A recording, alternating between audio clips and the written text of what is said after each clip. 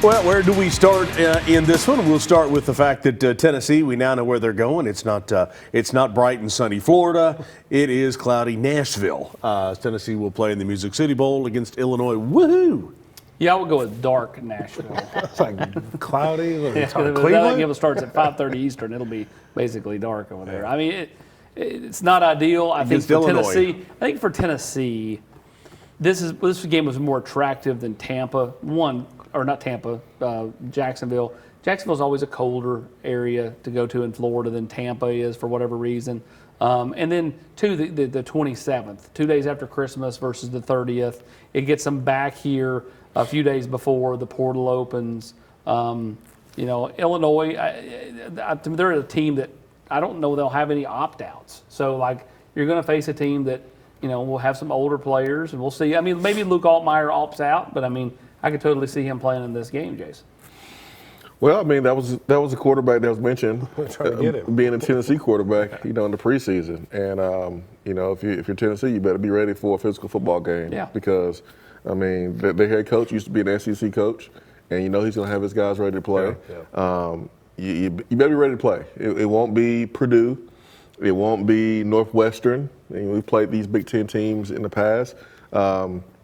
You lost to Illinois in basketball. You can't lose to them in football. It happened in Purdue last time we was at Music City Bowl, losing to Purdue and then losing to Purdue in basketball. So you got to get this done for this bowl game. I think like you said, the Illinois football team is going to be ready to play with their head coach, right? And I think this is something for them going into the season. Now they have a bowl game against a team who's won 10 games a couple seasons in a row, and now they have an opportunity to come and beat an SEC school that had an opportunity to be in the college football playoff. So for Illinois, this is a huge game, right? Like, we can beat Tennessee in their home state.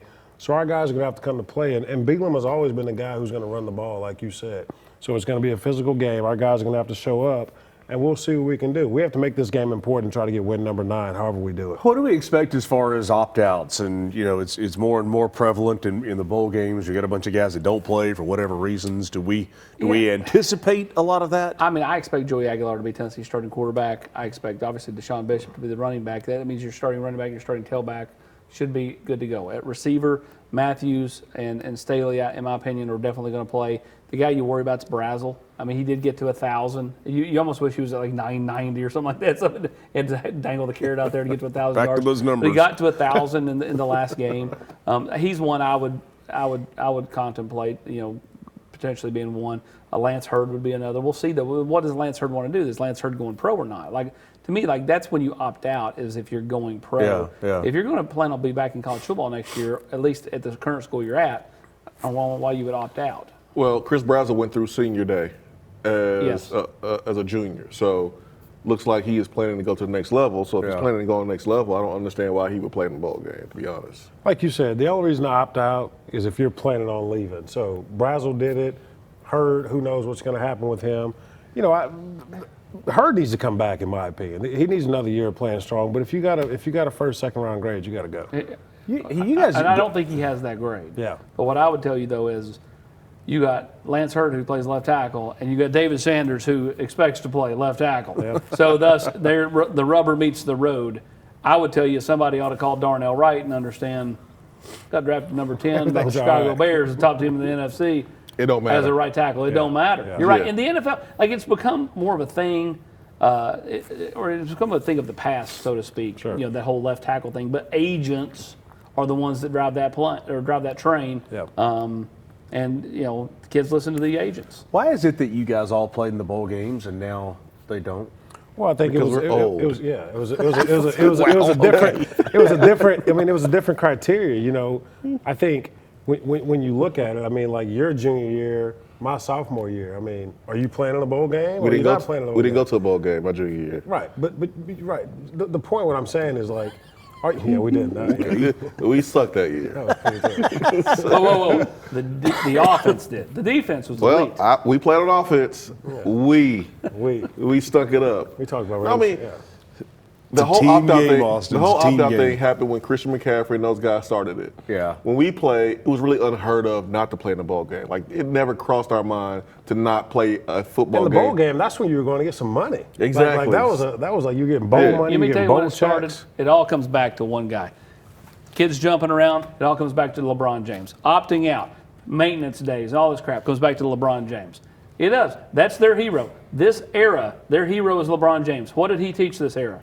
Opt out, change teams, all those things, maintenance days, and they all just follow suit. And tell me I'm wrong, because it's totally the case. Jordan's era, which would be your era, you played 82. You played every game. And I'm not wrong. MJ, my GOAT, so I'm just saying. I love Just him. saying. All right, so let's throw out there the college football playoff. Obviously, the brackets. I didn't think it was a big deal. Notre Dame doesn't get in. To me, it's got to go head to head. I mean, once you've got your records and you've got all that, you go head to head. Who won the game when you played? Whoever wins in and whoever lost is out. Yeah, I think head to head, and again, we've talked about it all these years, man. Notre Dame either get into a conference that way you can have an opportunity to play, or play a stronger schedule. So here's a side of the bracket, okay, if you will. My wife went to Texas Tech, so go Red Raiders. They'll play the winner. They'll play Oregon. Alabama and Oklahoma, probably the best first round game. That's the day one game, the night game, which last year was at Notre Dame. Indiana, Notre Dame, ironically. Winner of that will play Indiana. Then the other side of the bracket, Ohio State and Georgia are over there on the other side. That could be an interesting semifinal. Ole Miss gets a cupcake. They get to go to Georgia in round 2, and then another great first round game against Texas. Bowl game against Georgia. Tulane, it won't be sorry. to Georgia. Yeah. It'll just be Well, a bowl yeah, game. bowl game. The whole problem with this whole thing is it really Notre Dame should be in, or BYU should be in, whatever. The fact that this whole James Madison and Tulane thing, it's okay to let them have one. The fact that there's two is insanity. It's insane. And thanks to the ACC for being so terrible, and Duke being an 8-5 conference champion. Listen, it's a bit dramatic. Drop off. Yeah, it's just such a dramatic drop off. I mean, look at 21-point spread. Listen, the Friday night game will be fantastic. Alabama at Oklahoma.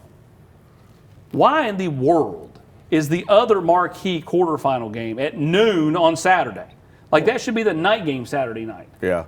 With Texas A&M. Yeah, and the Miami. other two games will be blowouts. The last two games are just like, people are going to go and they're going to go shopping or whatever, Christmas shopping. I mean, what are we doing here? I mean, who's booking that? I'm watching the game. All I'm gonna do is say this: I would Tulane. First half. I would give Tulane a shot at Ole Miss because Ole Miss doesn't have Lane Kiffin. I think Tulane has a little special. James Madison, give me a break. I mean, I ain't mad at the guys for going 11-1, but come on, man. I just think the 12 best teams ought to be in there. I think Notre Dame should be in there, and then BYU. But I saw floated out today. Go back to the BCS formula to select the 12 teams. Yeah. I'm good with that. It's a computer formula. It's 12 teams. I mean, you're always going to debate who's 13, who's 12. But like this whole James Madison stuff. It's like a feel-good thing, right? Like, James Madison. Well, again, letting them have one is one thing. Yeah. Letting them have two is lunacy, and it's the quickest way to just lose people's interest. I mean, like. You'll watch that Friday night game. I don't care what Swain says. You watch that Saturday noon game. Those last two games, I'll watch. I'm watching because I'm shopping on Amazon for my Christmas gifts. I mean, so I'll be at the house watching it. Nobody goes to brick and I'll be mortar good to go. anymore. Just saying. brick and mortar. Brick and Nobody mortar. goes to brick and mortar. You sit there and you watch James Madison against who they playing? What's on the pad? Oregon. I got other things to talk about I'll here. tell you what's been more exciting than watching either one of those last two games would have been watching Concord beat Catholic girls here in the last couple of weeks. Pretty big good. win for Concord. Big win for Concord. All right, let's take a break. Obviously, Swain's daughter plays for Catholic. Okay, let's take a break. There are some That other. would have been awesome if you had reffed the game where his daughter was playing his daughter. That would have been next Last level. time he was at Concord, rough night. My daughter helped up his daughter. Yeah. And she never helps up So anybody. he texted me the next morning. He said, "I was nice to see Ari help out Brooklyn. It was nice." Yeah, the last time I was in Concord, he was over in the corner while I was out there just fighting it in God's house. Okay, here we go. We've got other things to talk about. The Legend Bay situation is fascinating. We're not supposed to talk about that. We'll talk about that. Did you do prep this week? I just said I prepared. Notre Dame saying that they're done, no bowl for them. And then how do you get so good so fast if you're Indiana, Texas Tech, or Vanderbilt? Those things to talk about still to come on the Food City Locker Room presented by Garza Law. I got notes. First time ever. A beacon of hope in a world of high prices. Ted Russell Ford is East Tennessee's #1 volume Ford dealer. At the super dealer, you choose how to conquer the road. Gas, diesel, hybrid, or all electric. Right now, get up to $23,656 off MSRP on select Ford F-150s. Or get as low as 0% for 60 months. Come see the super dealer today at either Ted Russell Ford location. Parkside Drive or Kingston Pike. Hi, I'm Laura Ash. I'm a State Farm agent here in West Knoxville. I love to serve all of East Tennessee for all of your home, car, life, and business insurance. If you need anything insurance related, give us a call at 675-0888. I'm Tennessee basketball player JP Estrella. Let me give you a tour here of the offices at Knoxville Smiles. Dr. Costa is placing implants with a robot, and it's all done digitally. There's no guessing with this since it's all robotic. Dr. Wilco is the newest addition to the office. He loves to research the latest and greatest in technology, so the other doctors go to him for the newest product information and techniques. Dr. Malone is building teeth in the mouth. To him, cosmetic bonding is more like artwork. He does this without cutting your teeth down. It's all about building them up. Guys, we still have a problem. Do y'all have a bigger chair?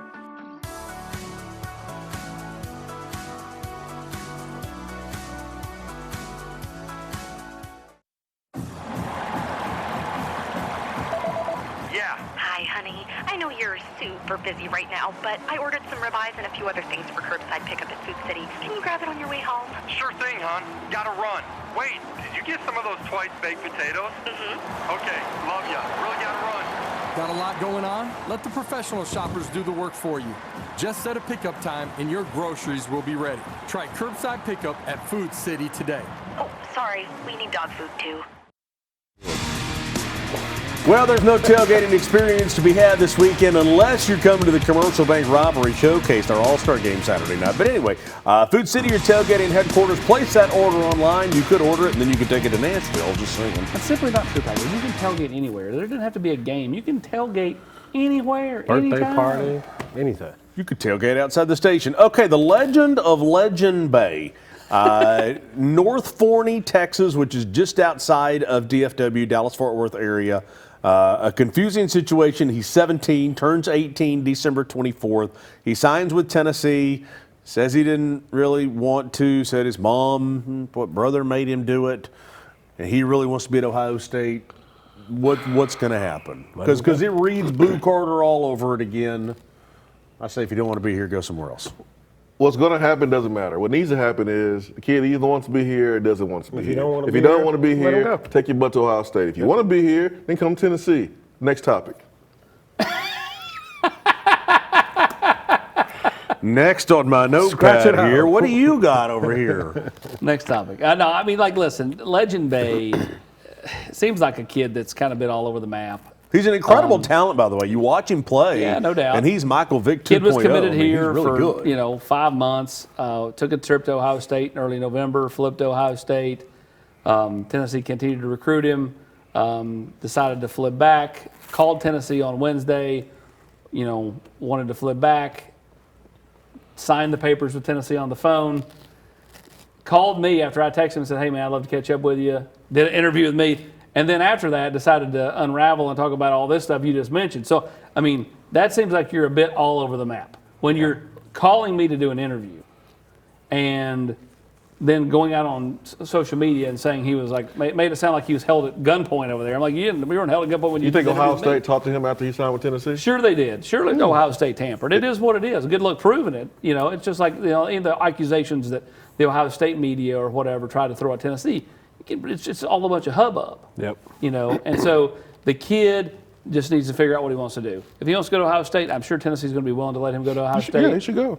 Yep, and that's kind of where it's If you want to come here, we love to have you, man, because he's a baller. Can I ask a question? Is he Iamaleava 2.0 in the sense of younger brother who got paid by Arkansas and then got to keep some of the money? Has he been paid anything? No. No.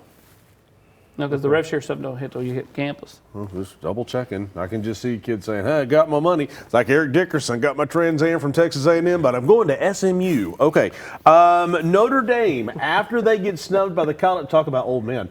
Notre Dame gets snubbed by the college football playoff, and then they put out a release, put out on social media, "We are not going to accept a bowl invitation. We will be back next year to go after a national championship in 2026." Yeah, I mean, I think that's typical, and I think they released something else that if Notre Dame finishes in the top 12 of the rankings, they automatically get a bid. I mean, like who negotiates that? How do you get that? I don't know who Notre Dame think they are. Yeah, it's like, who are you? But now, again, why the Power Four conferences let them get away with this? yeah, I mean, It's beyond me. That's all. That's on Sankey, and that's on the guy at the Big Ten, the ACC, and the Big 12. Like, put an end to it. Yeah. Put an end to it. Make them join a conference. Make them go through the stuff. They played 2 solid opponents to start with. They went 0 for 2. They played nobody after that. They don't have a quality win. And then they got on a roll and they won by 30 points a game. We weren't playing anybody. Good. You beat Arkansas. Everybody beat Arkansas. Yeah. So when the whole idea of BCS and college football playoff came up, the opponents to it said it will ruin the bowl structure. And it has. Yeah.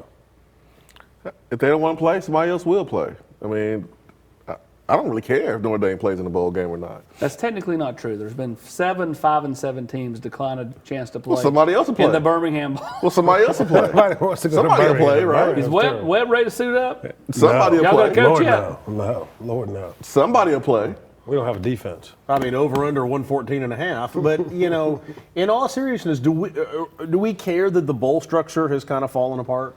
No, I mean, I think this is the lower to mid-tier bowls. This is where it's at. Like, half. yeah, I mean, I think the higher tier bowls are still fine, but when you're 8-4, I mean, I think it'll be on in the background of kind of what you're doing, like you said, when you're shopping on Amazon or doing whatever. But the lower tier bowl games just aren't what they used to be. Yeah, he's Amazon, you're Pottery Barn. Allegedly. Okay, I got one more topic here that we haven't touched on. We're going to do it when we come back. How do programs get so good so fast? I know the answer, but I want us to talk about it. One word. Here's the deal. These are programs that were like Brothers of the Weak and Sisters of the Poor. I mean, we're talking about Indiana and Vanderbilt and even Texas Tech, teams that were bad. Listen, Duke won the ACC and Indiana won the Big Ten. March Madness starts next week, right? I mean, just saying, Bobby Knight and Mike Krzyzewski would be proud. We'll talk about that when we come back.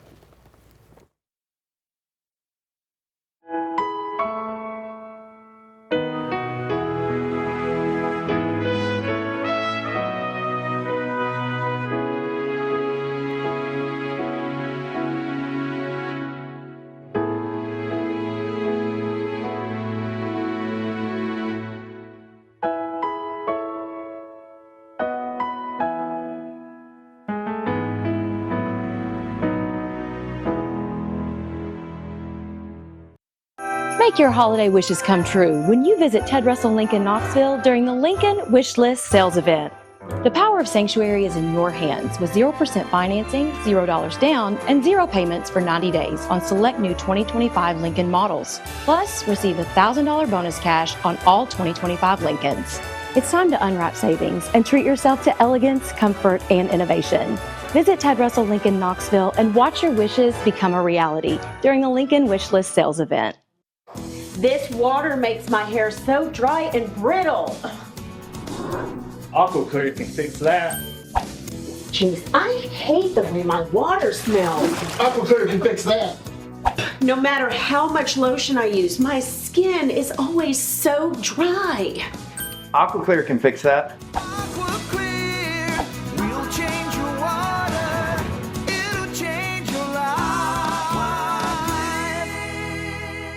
Here we are again at one of our favorite times of the year. It's time for the Fish Pantry Christmas card mail out. You guys have been huge supporters of Fish for many years. Send your Christmas card list to Fish, and they mail Christmas cards to everyone on your list. They stamp, mail, and send them for a mere $5 donation per card. That's it. The need has never been greater. Why don't you visit fishpantry.org for all the details. So legitimately, every year when you would pick conferences, you could count on Vanderbilt to pick last in the SEC. You could count on Indiana to be last in the Big Ten. You could count on Texas Tech to be middle tier, maybe on a good year in the Big 12. And now those three programs, Texas Tech and Indiana, two of the top teams in the college football playoff, and Vanderbilt just barely missed it, 10-2.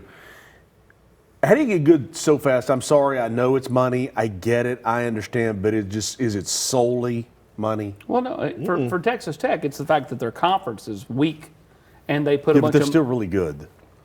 I understand, but when you put a bunch of money into a program and then don't play nobody, then you're able to get to 10, 11, 12 wins fairly easily, and so. We'll see how good they are when they get tested. When they actually play somebody. When they play Oregon. somebody. Yeah, I mean, no doubt. I mean, again, I think they're good, but again, it's like the ACC. I mean, Virginia, had they won last night, was going to be 11-2. Virginia. Yeah. And look at who they played. Not a soul. Because that league is trash. Yeah. Clemson's bad. Miami is a 2-loss team that got in the playoff.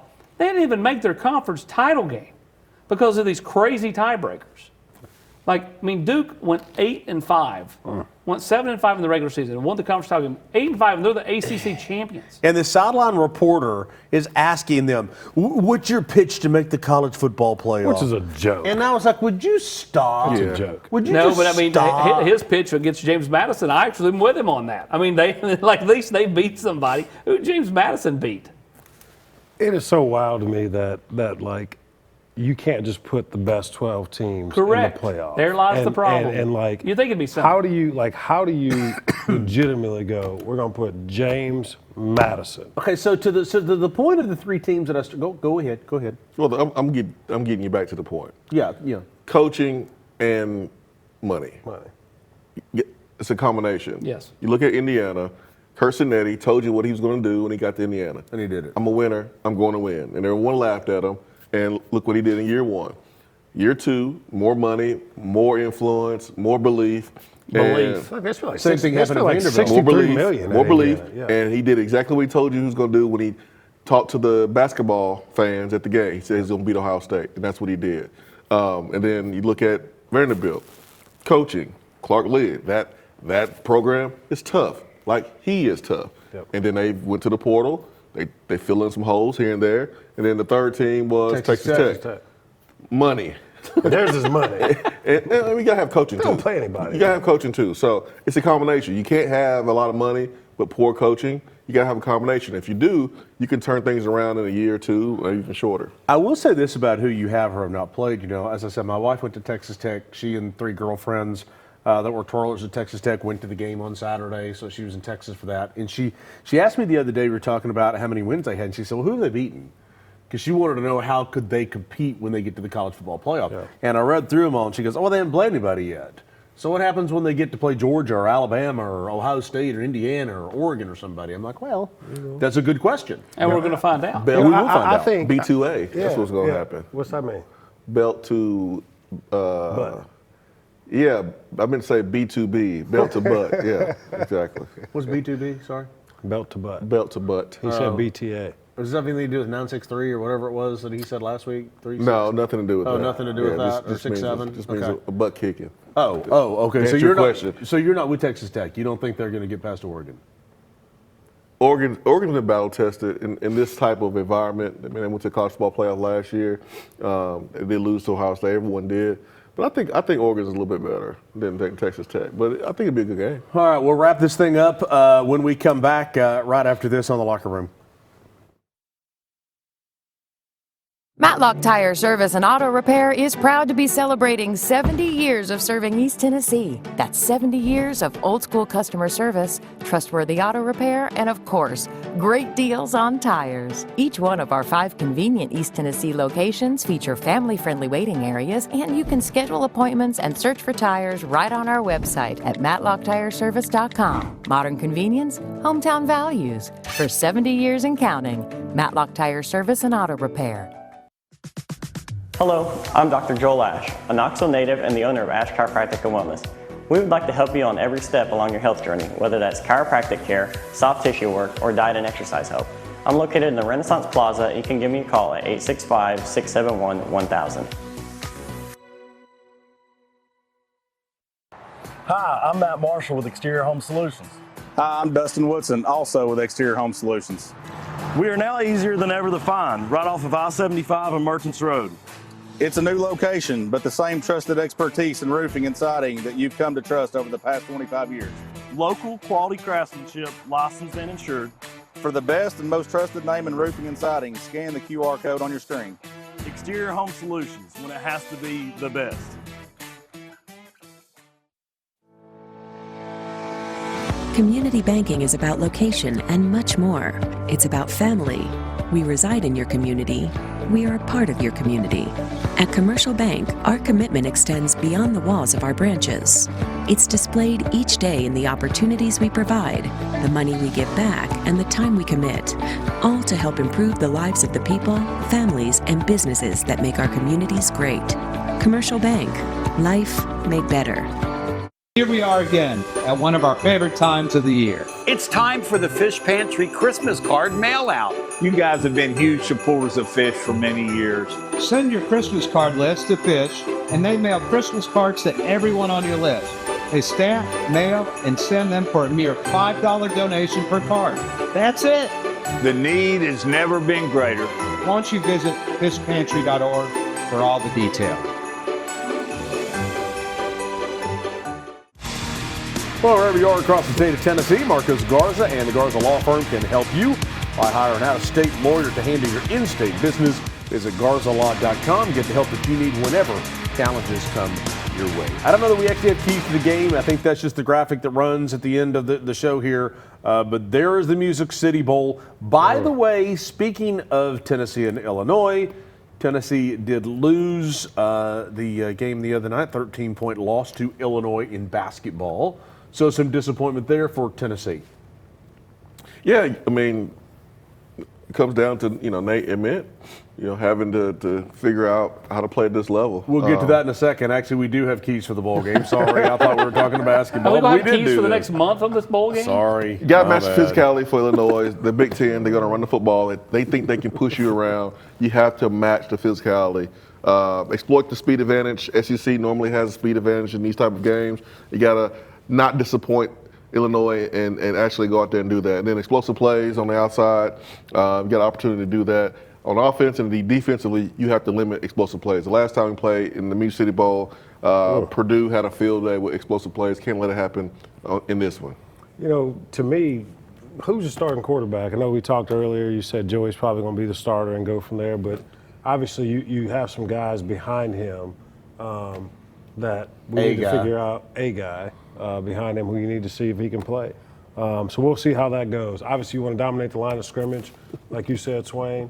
Who can win? You got a coach on the other side who's coaching the SEC. And then how do we finish the season? Are we going out truly and trying to figure out how to get the ninth win and what we're doing to get there? Yeah, who's motivated to play in a bowl game? Yeah. At the end of the day, it's a bowl game.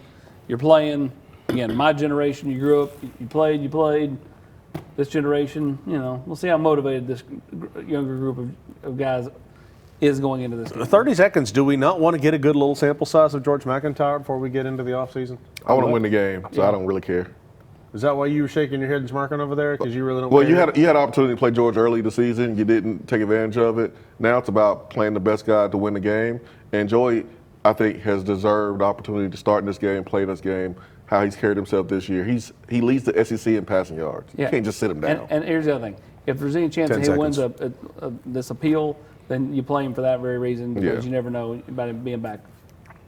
Okay, we'll see you next week. We'll talk about basketball. I teased it, and then we didn't actually get there, but we'll talk about that next week. Come on, Nate. Let's go, Nate. On the Food City Locker Room, presented by Garza Law. You got it, man. You got it. Amen.